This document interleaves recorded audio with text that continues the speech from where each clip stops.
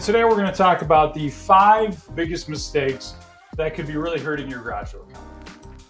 First, let's start with something that I see a few times, but not prioritizing customer service.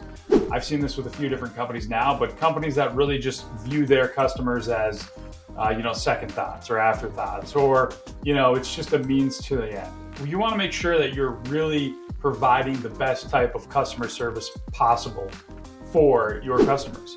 That's a very obvious one, but unfortunately, I haven't seen that play out across some of the different clients that I've worked with. Another big part is ignoring online reviews. In the past, I've worked with one company in particular that really didn't think that reviews were as important, or even if a company got hundreds of 5-star reviews and they only had 10 5-star reviews, but they had a few different 4-star, that it really wasn't symbolic of the overall service that they could provide.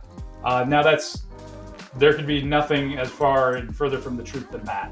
You really need to be paying attention to your online reviews, making sure that, if there's something bad that pops up, you're going in and you're reviewing that and you're responding to that, making sure that you can get that fixed. So that even if there's something that is a review that might not be good at all, you can make sure that you go in and get that removed. So making sure not to ignore your Google reviews or reviews online is going to be important for you. Another thing is just failing to advertise. I see a lot of companies that sometimes they won't really advertise at all. They'll really work off of word of mouth, which can be okay. But when you're trying to expand and really improve and grow your company, you really need to start doing some advertising. If that's pay-per-click, if that's magnets, if that's different things like that, you really need to start integrating more of that and diversifying your advertising. So failing to advertise can be really bad for you.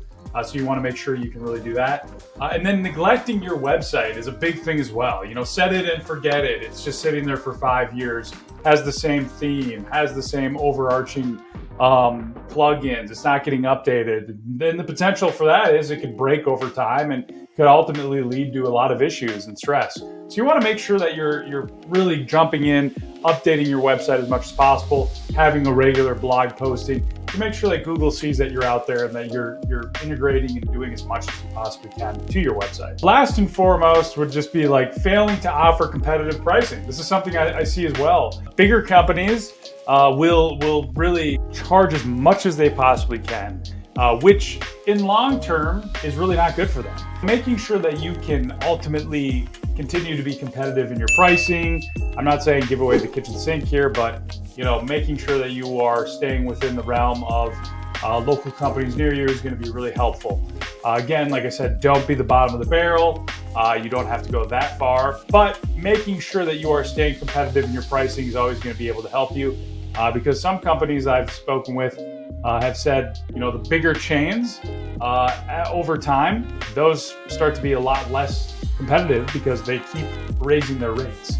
So making sure that you can stay competitive in your rates is going to be really effective for you, especially if you're a local garage door company. So those are the 5 different tactics, or the 5 different things that you really need to focus on and make sure that they're not actually hurting your garage door business in the long run.